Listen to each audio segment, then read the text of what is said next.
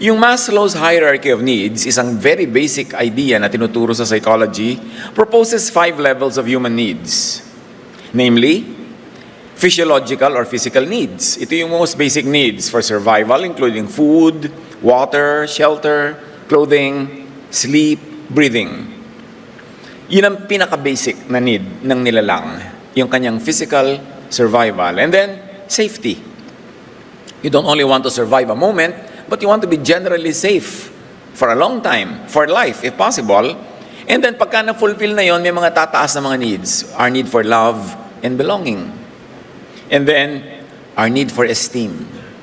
Na meron naman tayong dangal, self-respect, confidence, achievement, and recognition from others. It's a higher level of need, and then meron pang highest, self-actualization. The highest level where individuals strive to reach their full potential and become the best version of themselves. Kaya kailangan natin mag-survive, kailangan natin makalampas sa poverty para makarating tayo sa mas mataas na mga needs, at ito ay matugunan yung kahulugan ng buhay, yung ating katuturan, halaga natin sa lipunan, sa kapwa, lahat ng ito. Meanwhile, bad news is mostly about loss or threats to loss, to having, to keeping, and enjoying any of these needs. Kung yun ang mga needs na kailangan natin sa buhay, ano ang bad news? Mostly, yung pag hindi natin yun nakamit, o nakamit na tas nawala, o kaya natatakot tayong laging mawala ito, most of the bad news that we encounter in daily life has something to do with threats to those needs, or with the possibility that they might not be met. Kaya ang mahalaga sa pag-a-apply natin ng karunungan na nagmumula sa Diyos is to know how to counter losing or not having what you need. Paano natin haharapin, tatanggapin, at kung pwede, babaligtarin yung mga threats na ito sa ating buhay, mga banta na hindi natin matupad, makamit ang mga kailangan natin sa buhay. Proverbs 14:23, all hard work brings a profit. So to derive an application from that very verse, magsikap. Gusto natin na ma-minimize, mawala yung threat, na tayo ay maghirap, masaktan, malagay sa panganib, mabigo, kailangan magsikap. Sapagkat bawat pagsisikap ay may bunga na ibinibigay sa buhay. Hindi man agad-agad o hindi man buong buo ayon sa ating kagustuhan, hindi pwedeng ma-zero ang nagsisikap. Magsikap. Ecclesiastes 5:12, sweat and toil provide food and security. In other words, work. Work. Maraming mga tao, patuloy sila na threatened by such needs o hindi yun matupad kasi hindi nagtatrabaho o hindi tama ang ginagawang trabaho, hindi tugma sa kanyang mga talent, hindi tugma sa magbibigay sa kanya ng pinaka-maximum na bunga sa buhay. So dapat ina-analyze, you don't only work hard, you work smart, sabi nga nila. Hindi ko mapagod na pagod ka, ibig sabihin may bunga na. Kasi may diskarte dapat ang pagtatrabaho at may timing. Ecclesiastes 9:10, ano man ang ginagawa mo ay pagbuhusan mo ng iyong buong makakaya. So ang solusyon din natin sa mga threat na ito, work very well. Don't just work. Work very well. And working very well is not always working hard. Dahil kita naman natin, ang daming tao sa paligid, hardworking, pero bakit ganun? Kulang at kulang pa rin, ikahos na ikahos. Kaya you should not only work, but you should work well, you should work intelligently, and you should work well-timed. Tama rin ang timing ng ginagawa natin sa buhay. Dahil maraming banta ng kabiguan, ng panganib, ng gutom, ng paghihirap, may tinuturo ang Galatians 6:2. Carry each other's burdens. Help one another. Dumarating talaga yung time na matter kung gaano kakagaling, gaano kaganda ang yung diskarte, na may mga kabiguan. Yung mga dumadating na mga sakit sa buhay. Kaya mahalaga na ma-develop natin sa simula pa lang is to help one another. Diyan malaking blessing ang family kung tama ang pagpapalaki at tama din ang attitude ng pinapalaki ng mga magkakapatid, kung may kapatid, at kung walang kapatid, mga magpipinsan o mga magkakaibigan, matuto sila sa simula pa lang to be cooperative, to be supportive. Ang unang-unang dapat tinuturo ng magulang sa mga bata ay magtulungan, hindi mag-compete. Hindi yung buti ka, yung ate mo, honor, ikaw dishonor. Diba? Ang ate mo nakukuhang maid of honor, ikaw maid of horror. Pag pinagko-compare nyo lagi ang mga bata, magiging competitive sila among themselves. Hindi nila matututunan to be cooperative. Ganyan din naman sa school eh. Kaya I'm not always a big fan ng may mga honor. Ito yung first honor, second honor. Dahil yung mga bata, magkakaibigan, formative years nila yan. Pag tama ang pag-handle nila dyan sila makakabuo ng friendships that will last a lifetime. Yung mga kababata mo, kasama mo sa iyong paglaki, dyan ka pwedeng humugot ng maraming lakas sa darating na mga panghihina sa hinaharap. Pero kung tuturuan natin sila lagi mag-compete, maglabanan, makipagtalo sa isa't isa, anong baon-baon nila sa buhay nila? Kaya mahalaga yung attitude. Help one another. Help helpers. Kung nakikita natin na mayroong mga taong matulungin, tulungan natin sila, suportahan natin. Ito pala ang galing-galing na tumulong sa kapwa, bigyan natin ng mga tools, ng mga supply, para makatulong pa siya ng makatulong, para nagmumultiply yung kaya niyang itulong at itulong sa kapwa. Again, why does Scripture emphasize helping one another? Because it's one of the solutions to this nagging problem of humanity: insecurity, danger, want, poverty, failure, and pain. 1 Thessalonians 5:11, palakasin ninyo ang loob ng isa't isa. Merong gustong mag-business, palakasin mo ang loob. Of course, intelligently, hindi naman yung pinapalakas mo ang loob na wala naman palang intelligent foundation yung sinasabi mong pampalakas ng loob. Pero encourage people. People need encouragement. Kaya kung ikaw talagang gusto mo mag-shopping, ang isama mo yung sulsol. Para matuloy ang shopping mo kasi pinapalakas yung loob mo. Pero kung ayaw mong matuloy, ang isama mo yung, kailangan mo ba yan? Yung mga ganun, mga kontrabida sa shopping, para ka matuloy. Kasi madalas, hindi natin napapansin, yung ibinubulong sa atin ng kapwa, ng kasama, yun ang sinusunod natin. Lalo kung hindi tayo decided what to do, open na open tayo to be led or misled.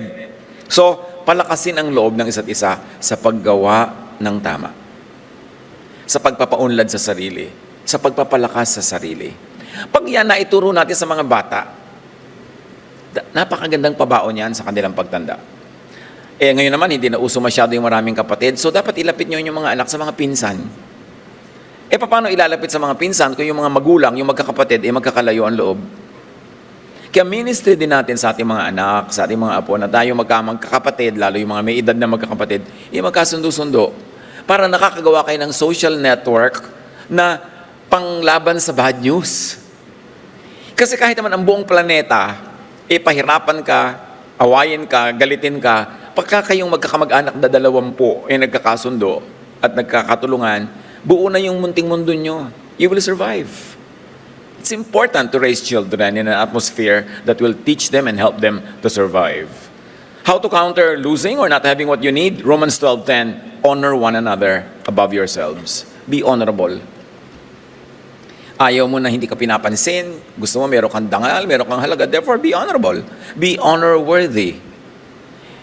Hindi yung hingi tayo ng hingi, hanap ng very positive attention, positive review. Pagkatapos, hindi naman honorable yung mga pinaggagawa natin sa buhay. It cannot happen. But if we live honorably, honor will naturally come our way. It's the law of nature. Ecclesiastes 4:9-10, ang dalawa ay mabuti kaysa isa.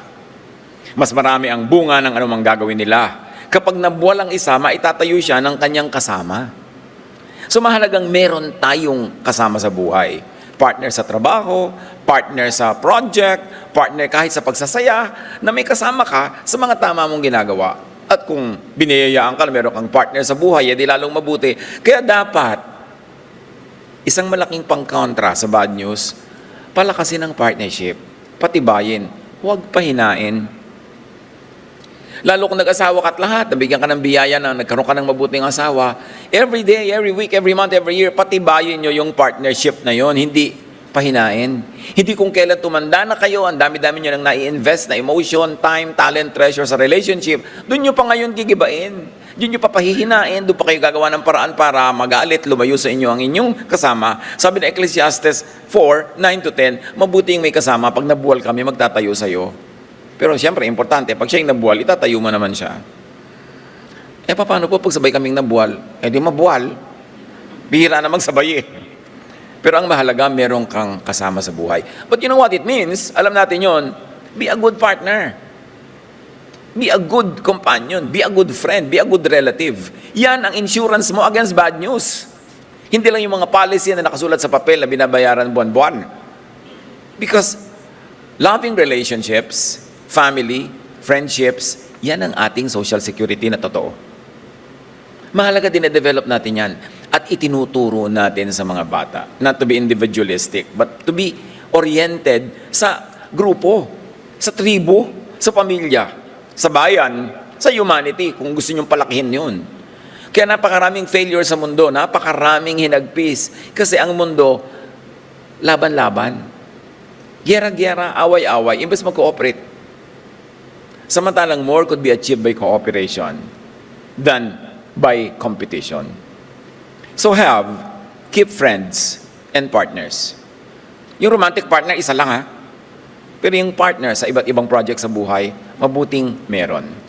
At turuan natin ang mga bata to be good friends, to be good relatives, and to be good partners. Huwag natin siya turuan laging manglamang, laging siya ang panalo, laging siya ang may uwi-uwi ng prize. Kasi ang character niya masisira pagka gano'n ang attitude niya. Hebrews 10:25, huwag nating kaligtaan ang pagdalo sa ating mga pagtitipon. Of course, this is in the context of the church, the fellowship. Huwag kaligtaan. I have seen it all. Sa more than 4 decades of ministry, I have seen how so many people survive very hard times dahil sila ay in the fellowship.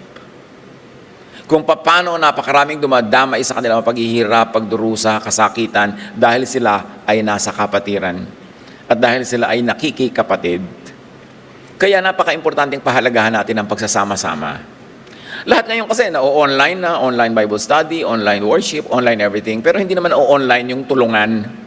Siyempre, pwede ka mag-Gcash din, di ba? Pwede ka mag-online help. Pero iba yung meron kayong emotional investment in each other, magkakasama kayo sa saya, and sometimes sa dusa, sa hirap, dahil doon tumitibay ang mga samahan. Again, aside from family, it's your spiritual family that is your best social security. Magtulungan. Importante na meron kang fellowship. Kaya natin binreakdown ang ating pagkalaki-laking bulwagan na libu-libong mga tao ang dumadalo. Pero gano'ng karami na doon yung nakakausap mo, nakaka-fellowship, nakakapalagay ang loob, nakakasama ka sa kanilang mga celebration at sa kanilang mga luksa din naman at mga libing. Kaya natin ginawa yung ating mga mini-bulwagan. Para yung malaking bulwagan ma-breakdown into smaller groups where people can actually grow in their fellowship in a smaller setting. And even this mga mini-bulwagan, we have broken down into mga sambahay. Para may mga maliliit pang grupo, bahay-bahay. Meron din namang online kasi marami mga tao. Nasa malalayong lugar, itong Pilipinang to, kaysa isang Pilipinang nakatira sa isang village sa Norway, meron tayong mga online na mga fellowship. Para meron din naman siya kasama, karamay, maski online. Lahat ng yan ngayon, importante, hindi sila magkakalaban. They are all tools in trying to bring the fellowship to reachable levels. Bilang inyong pastor, ang gusto ko bawat isa sa atin, yung mga kapalangayang loob ng mga kapatiran. Meron kayong nasasamahan, may sumasama sa inyo. Pag nagkakasakit kayo, may mga dumadalaw naman, kung gusto nyo lang dalaw. At kayo din naman, siyempre, dadalaw. Nagtutulungan tayo dahil maraming potential bad news sa buhay. Kaya dapat patibayin ang ating sistema para mas lalo tayo not only survive, but be triumphant amidst all of these challenges. It's important. Huwag kakaligtaan ang pagtitipon. Tiyakin niyo mga kapatid, kayo dumadalo kahit malamang meron kayong sa bahay, kahit isa. Kung hindi kayo talaga makapunta, may online na nga eh. Madali na rin gawin yan. Maganda, meron pang personal. Tapos, hindi lang kayo dito sa main bulwagan dumadalo. All other Sundays, ando kayo sa mga smaller bulwagans, we call mini bulwagan. Para bumababa yung level ng mga number ng mga kasamang tao, mas dumadaling makisalamuha. Nais kong makita kayo na ganun. Kasi gusto ko, pagka kayo ay nagkakaroon ng mga hirap sa buhay, may mga karamay. Hindi lang pamilya, kundi ang inyong spiritual family rin. Dagdag yun. Importante. John 15:12, magmahalan kayo gaya ng pagmamahal ko sa inyo. At itong pagmamahalan na to, daig pa ang social security. Paghandaan din kung sakaling ang mga ito ay hindi makamit o mawala. Halimbawa, hindi mo naman makamit yung mga gusto mo sa buhay. Sa dami ng mga pagsisikap mo, ihanda mo rin ang loob mo doon para yung damaging effect sa'yo minimized. Matthew 6:19-20, huwag kayong mag-impok ng mga kayamanan dito sa lupa. Dito may naninirang insekto at kalawang at may nakakapasok na magnanakaw. Sa halip, mag-impok kayo ng kayamanan sa langit. Merong primary at pinakamababaw na pagpapakahulugan sa mga salitang ito ni Jesus. Nang ibig sabihin daw ay, huwag mag-impok ng mga physical wealth, ng pera, ng mga kasangkapan, kundi i-donate mo lahat sa relihiyon at doon ka mag-ipon ng kayamanan sa langit. Ine-equate nila na yung langit ay religion at ine-equate na yung kayamanan ay material things. But there's a deeper reading to this. And the text will allow us to read it this way. And usually most of the text should be read that way. Nang tinutukoy ni Jesus na langit, mag-ipon ng kayamanan sa langit ay ang ating puso. Di ba sabi niya, the kingdom of God is in you? Therefore, heaven is in you. The kingdom of heaven is in you, sa iyong puso, sa iyong isip. Paano ka mag-iipon doon ng kayamanan? Anong kayamanan ang pwede mong isipin sa iyong, ilagay at ipunin sa iyong puso? Eh di mga kayamanan ng katahimikan ng puso, katahimikan ng loob, ng peace, ng happiness, ng joy, even pleasures, yung kayamanan ng emosyon. Kasi pag mayaman ng iyong emosyon, marami kang inimpok doon na lakas ng loob, na pagmamahal, pag-ibig, maaari mo ngayon yung takbuhan, magamit, paghugutan sa mga panahon ng pangangailangan. So, imbes kang maglagay ng pera, halimbawa sa hikaw, hindi naman masama yung hikaw, pero tama na siguro yung 3, 4, di ba? O, naglagay ka ng pera sa hikaw, edi parang kayamanan mo yun sa lupa, material. Eh, may pera ka pang susunod. Magpakain ka ng mahihirap. Eh, yun ang kayamanan mo sa puso. Kayamanan mo sa kalangitan, yung kalangitang nasa sayo. O kaya, imbes na sobra ka magtrabaho para dumami yung pera mong kayamanan mong material, eh, magawa ka naman ng bakasyon. Magbakasyon kayo mag-anak. Gastahin nyo yung kinita mo. Magsaya kayo. Nag-iimpo ka ng kayamanan dun sa kalangitan na nasa loob ng iyong puso. Nagpapasaya ka ng mga mahal mo sa buhay, pinapasaya mo ang sarili mo. Ito yung wealth in your other heaven. Kaya dapat binabasa natin ito sa ganung mas malalim na paraan para hindi tayo malimit lamang doon sa mga religious agenda na lagi na nating nakalakihan at pinapaulit-ulit. Maraming layers ang pagbabasa ng Scripture. Parang kakanin na sapin-sapin. Maraming layers yan. Importante nating ma-appreciate. So, material, spiritual, and emotional wealth could be lost. All of that, material or emotional. So, dapat handa. Prepare your heart and your mind for the possibility of losing things. How can you prepare yourself for days of sadness na pwedeng dumating? Habang kaya mong pasayahin ang puso mo at puso ng mga tao sa paligid mo, gawin mo yon. Para pag dumating yung lungkot, may mawi-withdraw kang happiness sa account at matapos kang nag-withdraw doon, ang balance mo, happiness pa rin. Punuin mo ang iyong emosyon, ang iyong isip ng magagandang bagay, mabubuting bagay, para pag may mga dumadating na hindi mabuti ayon sa iyong panlasa, mag-withdraw ka na lang doon at may natira pa. Ano mangyayari sa isang tao na dinadatna ng kutakot-takot ng mga dilubyo, pero wala namang naimpok na kaligayahan, katahimikan, kapayapaan ng loob? Saan siya mag-withdraw? Kaya may mga nagbe-breakdown. Kaya marunong din tayo dapat makiramdam. Ang dami ng pinagdaanan nitong taong to, sobrang hirap na ang dinanas. Pahirapan mo pa ngayon. Yung pagkakalitan mo pa, pahirapan mo pa ng loob. Didisiplinahin mo pa, hindi naman panahon ng disiplina, kundi panahon ng pag-aaruga. So ano nangyayari? Marami mga tao na talaga nababasag. Kasi wala nang mapagkukuhanan. Kaya habang pwede tayong mag-impok ng kayamanan, material man yon, na pagkakailangan mo ng material need, may i-withdraw kang material na kayamanan, mag-impok din tayo ng emotional and spiritual kayamanan sa ating puso. Habang kaya natin. At yung talagang comparison, na huwag ka lang sa lupa mag-invest, kundi doon sa langit, yung mga pera mo, kung mapapasama ang mga relasyon mo, mapapaaway ka, wag na lang, wag mong i-invest sa material wealth. I-invest mo sa happiness, sa peace, sa kapayapaan, sa katahimikan. Yun ang put your money in heaven. Huwag magulat, huwag unprepared pag dumadating ang bad news na so-called. Dahil part talaga yan ng buhay. Paghandaan lang. At maglaan sa ating puso at isip ng puwang para sa mga pwedeng dumating na hindi natin gusto, pero kailangan tanggapin dahil yun ang dumarating. Dapat handa. 1 Timothy 6:7, for we brought nothing into the world and we can take nothing out of it. So don't be too attached.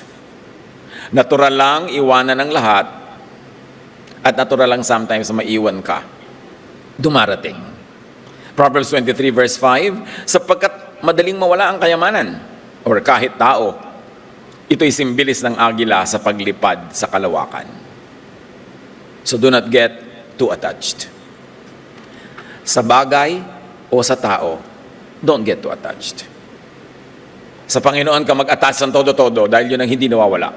Siya ang hindi nawawala. Ecclesiastes 5:10, Whoever loves money never has enough. Whoever loves wealth is never satisfied with their income. So, love people. Use money to love people. Don't love money and use people to love money. Huwag baligtarin. Dahil yung kapayapaan, yung katahimikan, yung wealth in heaven, nandun sa pagmamahal sa kapwa. And a healthy level of detachment from material things. Practice, rehearse to live with very little of and even without things or even people. Yung mahal na mahal mo ang isang tao, lalo yung mga mag-asawa dyan, nagigising ka ng alas 2 ng umaga, tinitingnan mo yung asawa mo, tuwan-tuwa ka, nandyan siya. Pero di ba may takot ka rin na makabigla siya sa makabilang buhay. Yan ang number 1 na bigat ng puso ng nagmamahal, yung takot na mawala yung minamahal.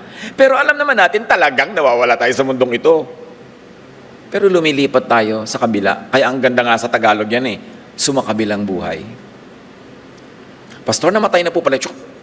Sumakabilang buhay. Ay, sumakabilang buhay na po pala ang nanay ko. Okay, tamo, di masaya ka pa. Dahil sumakabilang buhay na, pumunta na sa Panginoon. Sabi mong namatay, malungkot naman yung word. Kasi meron naman tayong eternal life. Namamatay yung katawan, pero hindi yung spirito. So dapat, no matter how attached you are to someone, mag-iwang ka ng puwang na darating ang panahon, siya o ikaw ay mauunang kukuhanin. So, ihanda mo ang loob mo doon. Hindi mo yun gusto, pero alam mong nangyayari yun. So, dapat meron kang paghahanda. Para pag dumating, hindi shock. Hindi naman talaga nauubos yung shock na yan. Meron talaga at meron. Pero at least, hindi yung to the point na nagiba ka. Dapat may paghahanda. Handa ka na may tao dyan, handa ka rin na wala ka. Nakasama. Handa ka na mayroong mga kayamanan. At kahit ayaw mo, ay pwedeng handa rin ang kalooban mo. Kung mabawasan ito, o in extreme cases, mawala. Tulad ng nangyari kay Job. Philippians 4:11-12. Alam ko kung paano maghikahos. Alam ko rin kung paano managana. Natutunan ko na ang sikreto kung paano masyahan sa anumang kalagayan sa buhay. Yan ang taong secure. Yan ang taong hindi kayang gibain ng bad news. Kasi pinaghandaan, nakalaan ang kalooban, at lalo na kung may practice. Kaya isa sa mga pinakamatalinong pagpapalaki ng mga bata, practicein silang mahirapan. Napapansin nyo ba, especially kung may edad-edad na kayo, at marami na kayong range of time to study people, most often, not always, ang mas mabubuting anak, yung mga laki sa hirap. Kasi sanay sila, alam nilang ibig sabihin ng mahirapan, therefore meron silang sensitive spirit. Pero pag pinalaki mo sa sarap, minsan yun namang hindi marunong tumanaw. Minsan yun ang insensitive. Kaya kailangan may practice. Kahit kayo may mga batalyon-batalyon na house staff, bibigyan nyo ang mga bata ng household work. At huwag nyo sabihin household chores. Parang negative agad Sabi nyo, household pleasures. Anak, anong household pleasure mo ngayon? Maghugas po ng plato. Wow, sige, enjoy it. Kahit hindi kailangan dahil may ibang gagawa, hindi kailangan ng bahay nyo, pero kailangan ng bata na meron siyang duties. Meron siyang pananagutan. Meron yung napakalaking bahagi sa character development. Tingnan ninyo yung maraming mga lumaking hindi naghugas ng plato. Hindi naman lahat pero tingnan nyo, bunga. Importante na gumagawa ang tao. Siyempre, hindi lang naman paghuhugas ng plato pinag-uusapan natin. Mga pananagutan sa buhay. Strengthen, fortify your heart and mind, palakasin at ihanda ang loob. Kahit nagsa-enjoy kayo mga anak nyo, may bakasyon kayo, meron kayong tour, o kumakain kayo na masarap, lagi nyo silang gawing sensitive to others. Yung ang sarap na kinakain nyo sa restaurant, tapos makikita ng mga anak nyo na ino-order nyo ng pauwing pagkain yung waiter. Bawa, matanong mo yung waiter, anong paborito pagkain ng mga anak mo, ng asawa mo? Among mga pagkain dito sa mesa, ay yung pong ganyan.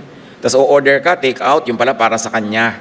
Nakikita ng mga anak nyo na nagkikare kayo sa iba, hindi lang kayo marunong magbusog sa sarili, kundi iniisip nyo rin yung mga hindi nabubusog o yung mga kinukulang. Sila ngayon nagkakaroon ng puwang sa puso nila sa paghihirap. Kahit hindi nila sariling paghihirap, pero nagigising sila na may paghihirap sa mundo. At dapat tayong may gawin para rin maibsan, para rin matulungan. Ganun ang pagpapalaki sa bata. Hindi tuturuan mo siyang maging mapagbataas, malaki na parang napaka-privilege nyo. Yung buti pa kayo, yung iba, wala. Hindi ganon. Yung meron kayo, salamat, bibigyan natin yung iba. Dahil sa abot kaya natin, tutulungan natin sila. Yung pagpapakamagulang, ipe-prepare nyo ang mga bata for bad news. Kasi hindi kayo laging nandyan para sila i-shield from bad news. Darating at darating ang panahon na sila lang magpaprocess noon. Naturuan ba? Nasanay ba? Kaya tayong lahat dapat maglaan ng lugar para sa bad news. So-called bad news. Kaya natin inalagay sa quotation eh. Kasi ang totoo, wala namang totoong bad news. Wala namang bad weather. Kaya sa mga newscast, napakasama po ng panahon. Ha? Paano naman nagkaroon ng moralidad ang panahon? Ba't hindi naman sabihing malakas po ang hangin, malakas ang agos, anong sabihing masungit po ang panahon? Binibigyan mo ng ganong human qualities yung panahon, hindi na judge mo tuloy. May magandang panahon, may masamang panahon. Lahat ng panahon galing sa Diyos. Kahit ngayong mga kidlat-kidlat dyan, nire-recharge yung mga electron sa hangin, kailangan natin yan. Kaya din naman nagkakaroon ng mga flash floods kasi sinasabi ng nature, hoy, huwag kayo magtirahan dito sa gilang ilog para sa akin to. Lumayo kayo, anurin kayo. We should take the warning. O, bumabagyo, di, anong masama doon? Kaya lang kumisan, nagtitirahan tayo sa mga hindi dapat tirahan. Inaanod tuloy tayo ng mga baha, naguguhuan tayo ng mga bundok. Kasi dapat tayo nasa lugar. Sasabihin ng iba, madaling sabihin niya pag may pera ka. Oo nga pero kung wala ka ng pera, doon ka patitira dito. Yung babaka na lang, apektado ka. Lagi ka na lamang nagpapagawa, lagi ka nagpapaayos. Kaya we should learn. Ang nagtataka ko dito sa ating bayan, hindi naman nauubos ang bagyo. Halos maraming bagyo, taon-taon. Ba't hindi tayo mag-develop ng architecture na bagay sa bagyo? Tulad ng mga bahay sa Batanes. Tapos sadly, marami pang old structure sa Batanes na iba na nagiging modern. Storm resistant nga yung structure nila eh. Yung lagi dinadaanan ng bagyo, ba't yun at yung pa rin ang bubong? Lagi tuloy dililipad. Ba't hindi natin ito ibahin? Ba't gawin tayo mga building codes na resistant sa storm? Napakahalaga. Pagkatapos gumawa tayo ng mga evacuation center, sige, pero basketball court, walang banyo. Gagawa ka dapat ng mga evacuation center, maraming banyo, maraming kusina, para pwede magluto yung mga tao doon, magbanyo, maging komportable. Dahil anong gagawin nila sa buhay nila? Kaya ayaw tuloy tumuroy sa mga evacuation centers, ayaw iwan yung bahay nila kahit inaanod na. Kasi ano yung pupuntahan? Hindi naman talaga handa. Dapat tayong matuto para yung bad news mamitigate, mapaliit natin yung negative effects sa buhay natin. And we can begin with our own individual houses. Gawing storm resistant, lalo kung dinadaanan kayo ng bagyo. At nung araw naman, yung hindi dinadaanan, ngayon dinadaanan na eh. Nag-iiba-iba. Tapos ay, nagagalit ang Diyos. Paano nagalit ang Diyos? So nagagalit ako sa inyo, ilulubog ko kayo sa baha. Ganon. Anong uri ng pagpapakilala sa Diyos yun? The planet is fixing itself, adjusting to all the happenings. Napakaraming beses na yung mga yellow sa North and South Pole natunaw, nabuo. Kaya lang, ngayon lang tayo ngayon nandito para natin makita. Pero all throughout time, balik-balik lang yan. Sabi ni Solomon, nothing is new under the sun. Everything that happens now has happened, and it will happen again. Paulit-ulit. Cycles, natural cycles. Ang trabaho natin to mitigate the bad news, adjust. Respect nature. Huwag yung magpapakasal po kami sa June. Tag-ulan yan, iha. Ipag-pray po natin hindi umulan. Ikaw na lang mag-pray. Itinakda na nga ng Diyos yung tag-ulan, papakialaman ko pa yung Diyos. Ba't hindi mo nila ibahin schedule mo? Tag-ulan, inaasahan na magsasakang uulan dahil yung bukid ay tuyo, gusto na lang magtanim. Ikakasal ka lang, gusto mong ipahinto ang weather? Nangyari na sa atin yan, ipinagpipilitan talaga. Yung, eto na, umuulan na 2 days before, 1 day before. So, tanong nyo, ikakasal ko, ipapasok ko sa loob yung venue kasi ito naman bride, gusto pa sa gubat. Tag-ulan. Eto na, day of the wedding, umuulan pa rin sa umaga, tik-tik na ulan. Alam nyo, yun yung maliit na ulan na hindi titigil yan. Tawagan nyo, ilipat na sa venue habang may oras. Ayaw pa rin, pag-pray pa rin. So, huwag kayo mag-pray. Yaan nyo siya. Siya nagpilit eh. Bakit natin sasabihin sa Diyos, nyo pong paulanin? Yung mga farmer nagpe-pray, paulanin nyo na po. Di ganon. 1 hour before the wedding, ayaw pa rin. Ayaw tumigil ang ulan, so wala na silang oras. Inilipat na lang sa loob nung may bubong na kung ano-anong gulo-gulo. Kasi bakit ka lalaban sa panahon? Tapos tatawagin mong bad weather, bad timing ka. Yun ang dapat mong isipin dyan. Kaya napakalaki sa akin yung issue yung pag may magpapakasal, tapos tag-ulan, meron pa tabig dagat. Dumadating yung bride, akala mo vinta yung belo niya dahil tinatangay sa Diyos ko, huwag niyo po tangayin itong babae ito sa hangin. Dahil ang lakas, ang laki-laki ng belo. So, bakit ganun? Kailangan mag-adjust ka para minimize ang bad news. Kailangan handa tayo. So, huwag na tayong maunang sumuong sa panganib, tapos magpe-pray tayo habang nandun na sa panganib, natanggalin yung panganib. Quietly, peacefully, tanggapin ang bad news bago pa man ito dumating. Kaya nga kahit na yung mga wedding plans, kasi iba na ngayon yung weather, medyo erratic, di ba? Naiiba kasi yung schedule na eh. Maghanda ka, lalo kung mga garden wedding na pwedeng umulan o humangin during your wedding. So, iha, magpagawa ka ng traje de bodang kapote para weatherproof ang ating event. Yung sapatos mo, bota ang isuot mo para kahit ano tuloy. Alam nyo, naranasan ko na yan, mga bride, mga bridesmaid, tumutusok ang mga heels nila sa putik. Ang hirap-hirap bunutin. Hanggang ang nangyari, talagang nagyapak na lang sila. Meron pa, and I'm sad to even tell you this, but it happens para maiwasan nyo, kayong mga maarting bride. May babae pa, gumulong pababa ng hagdan yung bride. Kasi gusto pa niya matarik na hagdan ng lalakaran niya para yung belo niya maganda ang laglag. Siya ang nalaglag. So, sasabihin nyo, bad news. Kailangan makisama ka sa kalikasan. Philippians 4:6-7. Huwag kayong mabalisa tungkol sa anumang bagay at ang kapayapaan ng Diyos na hindi kayang maunawaan ng tao ang siyang mag-iingat sa inyong puso at pag-iisip dahil sa inyong pakikipag-isa kay Kristo. At yung pakikipag-isa na yan kay Kristo, kasama na yung pakikipag-isa sa nature. Kasi ang Diyos naman ang lumikha ng nature eh. So ibagay mo rin yung okasyon mo, yung bahay mo, sa lugar, sa weather, sa panahon. 2 Timothy 1:7, For God has not given us a spirit of fear, but of power. And the spirit of power entails having a spirit of wisdom. Kasi pag wise ang ginagawa mo, you are standing on solid ground, you have power. How to be spiritually powerful? Sinasabi ng mga pag-aaral, limit exposure to negativity. Excessive exposure to negative news can be detrimental to your mental health, according to researchers, at nandiyan yung reference sa taas blue.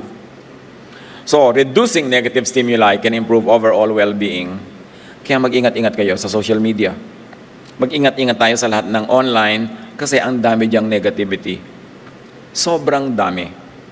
Magbasa ka lang ng comment, may ang gandang nangyari. Yung mga comment, puro negative, malulungkot ka eh.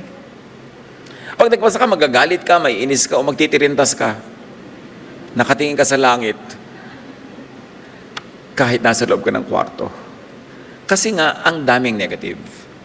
Bawas-bawasan nyo ang pagpasok ng negative ideas sa inyong isip. Ideas of anger, of criticism, of gloating over people's failure, of chismis, of celebrating scandals. Tanggalin nyo yan sa buhay nyo. Kasi may effect yan. May effect. Hindi nyo lang kuminsan laging napapansin. Now, why prepare? Because people could be lost. Kuminsan, sila mismo ang umaalis. Minsan naman, sila ang kinukuha ng tadhana. In any case, dapat meron tayong paghahanda sa ganyan. Ecclesiastes 3:1-2. Ang lahat sa mundong ito ay may kanya-kanyang panahon. May kanya-kanyang oras. Ang panahon ng pagsilang at panahon ng pagkamatay. Dapat handa din tayo, kahit man lang sa kaloob-looban ng ating isip, sa ganong posibilidad. Because things like that happen. How to prepare for bad news? Prepare your heart and your mind to eventually lose people. Whether they leave us intentionally or they are taken away. Prepare your heart and mind to possibly lose people earlier than anticipated. Kaya mahalaga, mahalin mo na ngayon kasi hindi ka sure na nandyan ka pa bukas para mahalin siya o nandyan pa siya bukas para tanggapin ang pagmamahal mo. So gawin mo na ngayon para hindi ka regretful pag nangyari.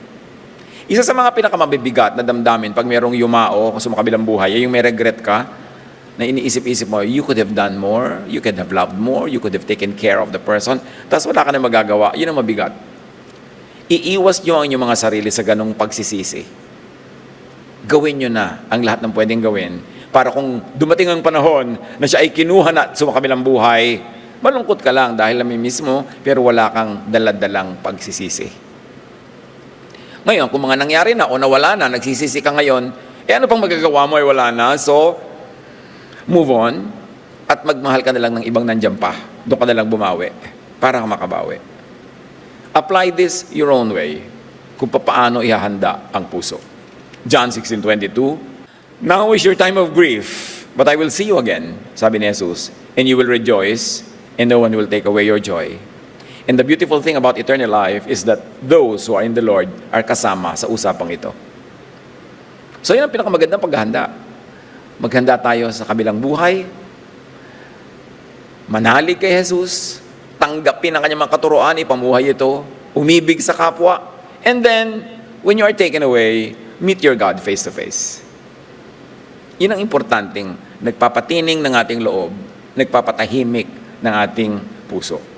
1 Thessalonians 4:13, "Nais naming malaman ninyo ang katotohanan tungkol sa mga namatay, na upang hindi kayo magdalamhati tulad ng mga taong walang pag-asa." Sabi, dapat alam nyo na may pag-asa kayo. Kung kayong mauna, silang mauna, may pag-asa tayo lahat na nabubuhay na mayroong eternal life. Dapat meron tayong eternity mindset na dumadaan lang tayo sa mundong ito. Hindi talaga tayo taga rito forever. That when we die, the spirit returns to God, the body returns to the ground. So when the body is being buried under the soil or being cremated o anuman ang proseso ninyo ng pag-handle sa katawang inaiwan ng yumao, hindi kayo masyadong malungkot na siya yun. Kasi hindi siya yun. Siya ay ang kanyang espiritu. And the spirit departs from the body and returns to the Lord. Malungkot talagang isipin, ayan na siya, ayan ang nanay, ipinapasok ko sa ilalim ng lupa. Hindi yan ang nanay nandun na sa piling ni Jesus. Yan yung baro ni nanay na hinubad na niya. Sad tingnan, pero dapat overly sad. Dapat naiintindihan mo ang relasyon ng mga bagay-bagay, lalong-lalo na yung pagkakaiba ng espiritu at katawan. Katawan lang yung, actually hindi naman namamatay yung katawan nare-recycle, bumabalik sa lupa, nagiging minerals, di ba? Bumabalik sa kinakain ng papaya, na ugat ng papaya, di ba? Nagkakaganito, nagkakaganon. Pero hindi siya yung nanay mo, siya lang yung katawan. Pagka tayo namamatayan, alalahanin natin yon. Yung hindi siya yan. Wala na siya dyan. Parang yung mga babae nagpunta sa libingan ni Jesus, sabi ng anghel, He is risen, He is not here. So dapat din, pag kami ataul, may malaki dong, karatula. Sabi ng nanay, I am not here. I have risen with the Lord. Hindi yung sobra katuloy naninimdim pagka-attached ka doon sa material, doon sa body. Have a deep, anchored, stabilizing understanding of eternity and eternal life. We are spiritual beings. Understand eternal life in theological terms, and if you like to add, understand eternal life in quantum terms. Kasi napakaraming tanong na hindi masagot ng theology na nasasagot ng quantum. At kung magiging masaya kayo sa mga sagot na yun, edi mabuti, nakinabang kayo at sumaya kayo. Kung ayaw nyo naman, di wag. Pero mabuting buksan ang ating isip sa maraming mga paraan ng pag-unawa sa the same thing. Practice, rehearse to live with very few people, and sometimes even without other people, because it can happen. Huwag iasa sa iba ang iyong ligaya. Dapat ikaw ang gumagawa ng iyong ligaya sa tulong ng Panginoon. Kung may mga nagvo-volunteer, merong ready, willing, and able tumulong, edi good. Paano kung wala? Alam nga namang maglupasay ka dyan. Pick up your life and move on. Galatians 6:5, "For each will have to bear his own load." Yun ang katotohanan ng buhay. Kanya-kanya tayong pasan ng mga naka-assign sa atin o nahulog sa atin ng mga pasanin.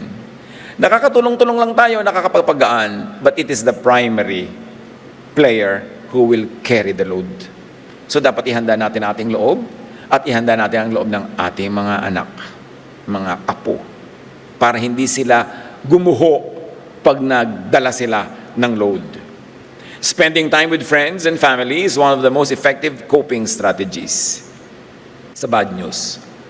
Kaya yung mga lamayan, yung may mga lamay dyan, may wake dyan, I prefer to see a lot of socialization ng mga pumupunta doon. Less religious services. Kasi puro religious services, oras-oras, araw-araw, gabi-gabi. Yun din naman yung matidinig mo, wala naman bago, may bago ba? When you heard 3 or 5 funeral messages, you've heard them all. Recycle ang lahat. Tapos yung iba pa darating, ay, may service, mamaya na tayo bumalik. Kasi ayaw nila dumalo. O kaya, uy, may service na, alisan na tayo, baka tayo abutan, mahaba yan. No? Takbuhan na yung mga tao. Eh, kung ang lamay yung mga kwentuhan, nagkikita-kita kayo ng mga magkakamag-anak, mga magkakaibigan, yun ang meron talagang relief, yun ang meron talagang comfort, yun ang meron talagang therapy. Kaya lagi kong sinasuggest, pag dumadating ako sa mga lamay, makikialam ako ha. Sige po, pastor. Eh, pastor ka kasi, pinapayagan ka makialam.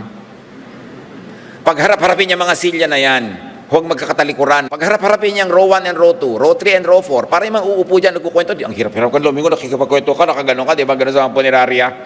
So, even the architecture and even the arrangement of the chairs will affect your coping. Eh, lahat tayo siyempre namatayan, nakakaroon tayo ng comfort na pag-usapan yung mga buhay natin together with the departed or among ourselves. So, we should encourage a lot of that sa mga funerals. At kung minsan, mga kapatid, kahit ako, di ba sabi ko, yung mga bad news, yung mga sadness, i-minimize. I'm 70. I have seen enough funerals. Marami na ako nailibing. Marami na akong na-officiate ang mga libing, mga lamay, mga ganyan. Ang dami-dami ko na dinalang lungkot. Kaya ngayon, as much as possible, I say, graduate na ako sa mga lungkot overload. So, excuse na muna ako sa lamayan. I send my prayers and my love and the flowers even. Pero, gusto ko magpahinga muna sa kanyang mga lungkot. So, hindi lahat ngayon ng mga patay pinupuntahan ko. Hindi dahil I don't care, but because I have to protect myself from sadness overload. Eh, kakalibing ko lang ng isa kahapon, may libing na naman, meron uli bukas. I mean, it will find a way of affecting people, no matter how religious you are. Kaya kailangan pinoprotect mo rin ang sarili mo sa ganung mga bagay. Kaya uunawain niyo rin yung mga kapwa. Na kung minsan ayaw na nilang tumingin doon sa kabaong kasi nakakalungkot. O kaya sabi mo, ay, bakit nangingitim yung kuko? Yung kung ano-ano pa pag-uusapan ng mga nakatingin dun eh. Kaya yung iba ayaw nilang tumingin, huwag niyo nang pili, halika, tingnan mo ang nanay. Hug mo si nanay. Yung, huwag na, kung ayaw tumingin, hayaan nyo. Kasi may kanya-kanya tayong paraan ng coping eh. And prevention of too much overload. Napakaraming pasanin sa buhay. Dapat nating mamaster yung pagpapagaan. Hindi lang ng dala natin, kundi ng dala ng kapwa. So, mahalaga, lalo sa mga difficult times, have company. Which of course teach us to make and keep friends. You cannot make old friends. You can only keep them or lose them. Isang napakalaking kamalian to quarrel with old friends. Makipagkasira with old friends because hindi ka na pwedeng gumawa ng old friend. Dahil hindi mo na pwedeng ibalik ang panahon. Pwede kang magsimula ngayon ng new friendships, pero it will take 10, 20 years para masabing old friend. Eh, buhay ka pa noon, pagdating noon, nawa. So, huwag tayo makikipagkagalit sa mga old friends, magpalampas, magpatawad sa mga, lalo ka mag-anak, kapatid. Yan ang oldest friend mo, yung kapatid mo. Sabay kayong lumaki, pagkatapos siya pa yung number 1 mong kaaway na mortal. Dahil ang dami niyong ginawa against each other sa habang panahon. So, lahat ng dapat yan, malampasan natin. Para lumakas ang ating loob, ang ating damdamin in processing the many bad news that may still come yet. Allowing oneself to feel and express emotions is crucial, sabi ng mga studies. This can include talking about the deceased, sharing memories, or engaging in creative outlets like writing or art. Malaking bagay na napoprocess natin yung grief when people are taken away. So let it out. Express your emotions. Meron naman, bakit ano itinuturo ng relihiyon? Huwag kang iiyak, Christian ka. Yung, huwag kang magpapakita ng lungkot, Christian tayo, nandiyan ang mga sister. Ano? So, kung mo Christian ka, hindi ka marulungkot? Magsasaya ka dahil namatay yung nanay mo? Dahil Christian ka? Anong uri ng katuruan yun? Si Jesus nga, wept. Ikaw pa. Minsan, nasa isa akong libing, yung mga namatayan, alam kong pigil na pigil. Sabi ko, lumapit ako. Sabi ko, iyak. Sabi, napatingin sa akin, pwede? Siyempre, iyak. Naku po, magulgol. Yung mga kapatid, naghagulgulan na lahat. Yun naman pala gusto nilang gawin lahat. Nagpipigil lang dahil nandun ako. Imagine, nandun ka, yung mga tao, pipigilin ang emosyon nila dahil huhusgahan mo sila na makasalanan, mahina ang espiritualidad. What religion damages? Diba? That kind of humanity. Weep if you have to weep. Because Ecclesiastes says there's a time to rejoice and a time to weep. So let it out. Express your emotions. Studies also say that engaging in activities that honor the memory of a loved one can be therapeutic. Kaya mga iba nagtatayo ng mga foundation, nagaganyan, gumagawa ng mga pang-alala sa mga yumao. Prestige, honor, and all those high-sounding things could be lost. That could be bad news if you are not ready. Prepare your heart and mind for the possibility of not having, or not even receiving, or losing prestige, honor, importance. Kung nagkatikim ka ng konting prestige, konting honor, tapos nawala, edi sa pasalamat ka, at least naranasan mo. Kung hindi mo pa nararanasan, edi handa mo sarili mo, gawin mo deserving ang sarili mo, at kung hindi mo pa rin maranasan, maghintay ka. Pero dapat hindi mo siya sobrang pahalagahan. Luke 14:8-9, turo ni Jesus, kapag inanyayahan ka sa isang kasalan, huwag kang uupo agad sa upuang pandangal. Baka may inanyayahang mas kilala kaysa sayo. Baka lapitan ka ng nag-anyaya sa inyong dalawa at sabihin sa iyo, maaari bang ibigay mong upuang yan sa taong ito? Sa gayon, mapapahiya ka at doon ka uupo sa pinakaabang upuan. So, huwag mong bigyan yung sarili mo ng halaga. Hayaan mong iba magbigay nun. Para hindi ka napapahiya kung hindi ka suportahan sa iyong self-glory. And do not get too attached to prestige. Icing lang yan. Hindi yan yung cake. Kung nagkaroon ka ng prestige, pamisa-misa, hindi, salamat. But don't destroy relationships para ikaw yung magka-prestige above others or at the expense of others. Again, ang pinakamahalaga pa rin to prepare for bad news is to have strong relationships. Hindi prestigious positions. Luke 14:11, sapagkat ang nagmamataas ay bababa at ang nagpapakumbaba ay itataas. Huwag mong or huwag niyong sobrang itaas ang ayaw niyong ibaba ng iba. Kung ayaw niyong ibaba ng iba yung anak niyo, huwag kayo ang magtaas. Hayaan niyo sila. Kasi pag puri ka ng puri sa anak mo, pipintasan ng iba. Kaya ikaw na mismo ang maglagay sa sarili anak mo sa tamang lugar para hindi siya ibaba ng iba dahil sobrang mo tinataas. Kung minsan yung asawa mo yung ginaganon mo, kung sino man, hayaan mo yung iba ang pumuri. Practice. Rehearse to live with very little of or even without importance, without the trappings of prestige. Colossians 3:2, ang mga bagay na panlangit ang isaisip ninyo, hindi ang mga bagay na panlupa. Kasi mga bagay na panlangit ay hindi nawawala. Again, you may define langit as yung napakalayong lugar na yun na may mga ulap-ulap, doon ka maglagay ng kayamanan, or yung langit sa puso mo. Mas pahalagahan mo yung ligaya ng iyong puso, katahimikan ng iyong loob, kapayapaan mo sa iyong kalooban kaysa sa mga panlabas na mga pagpapapuri sa sarili. Recognizing and validating your emotions is crucial. Kaya huwag tayong magpanggap. Huwag nating itago yung mga emotion natin dahil tayo Christian, dahil tayo taga-church, dahil diakonisa ka, dahil leader ka, dahil teacher ka, tao ka. Alam yun ng Diyos, tinatanggap yun ng Diyos, at gusto ng Diyos na mahalin ka bilang isa kang tao, hindi isang Diyos-Diyosan.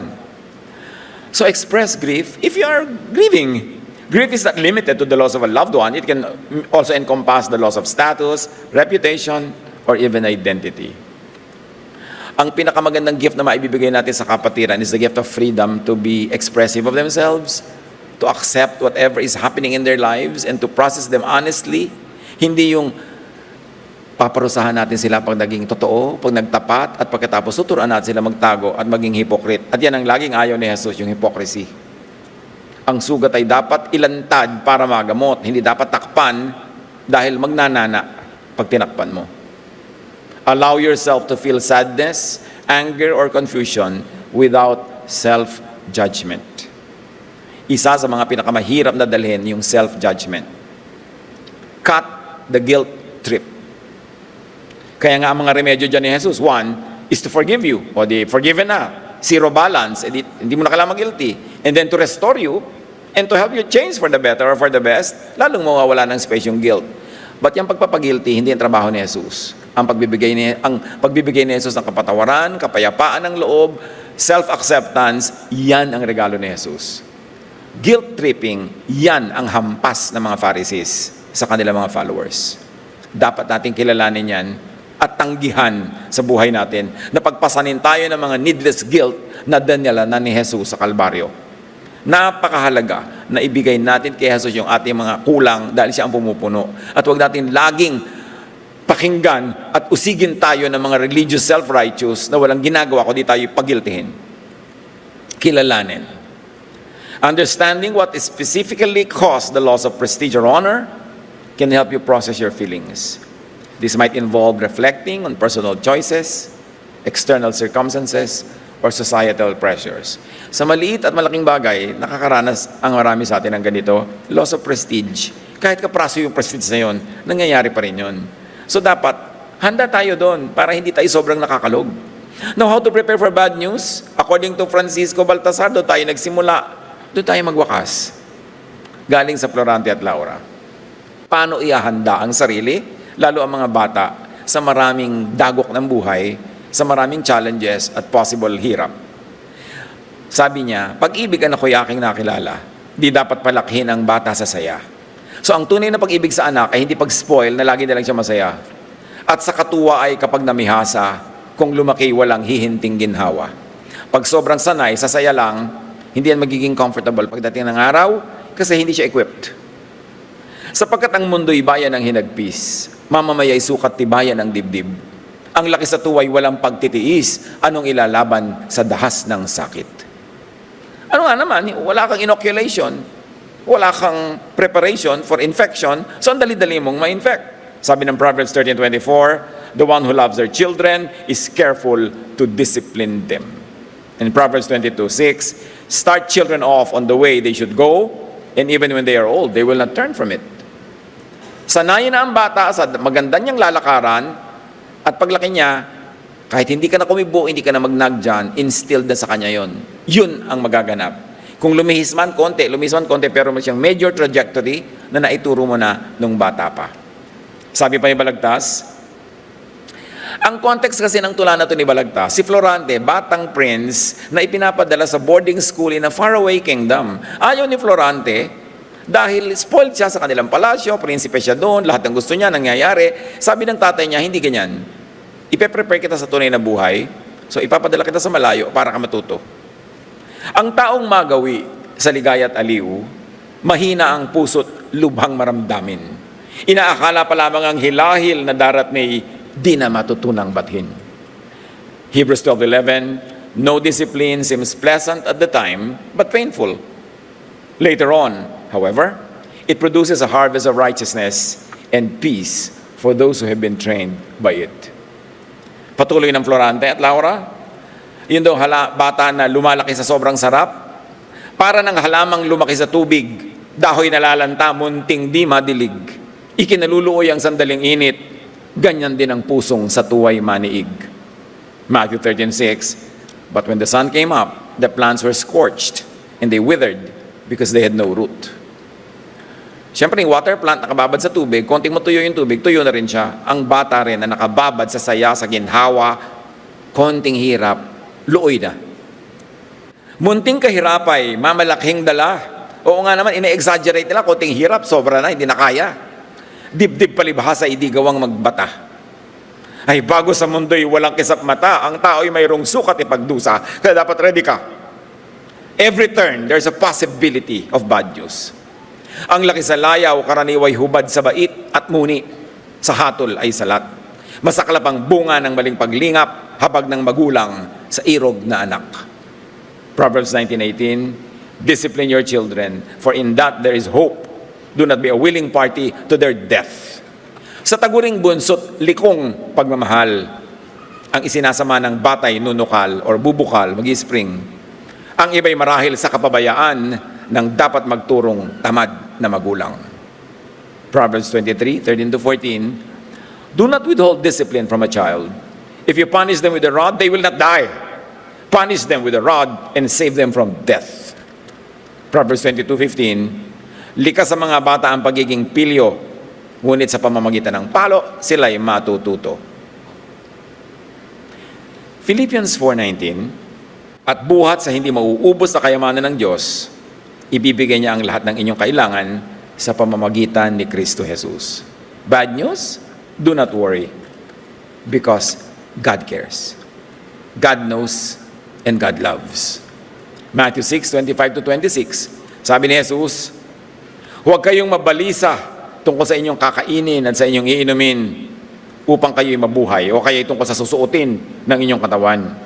Hindi ba't ang buhay ay higit na mahalaga kaysa pagkain at ang katawan kaysa damit? Masdan ninyo ang mga ibon, hindi sila nagtatanim, ni umaaniman o kaya nagtitipon sa kamalig, ngunit pinapakain sila ng inyong Ama na nasa langit. Hindi ba't higit kayong mahalaga kaysa sa mga ito? Turuan niyo po kami, Ama, to live triumphantly, with power, with energy that comes from you, not in fear and not with fear.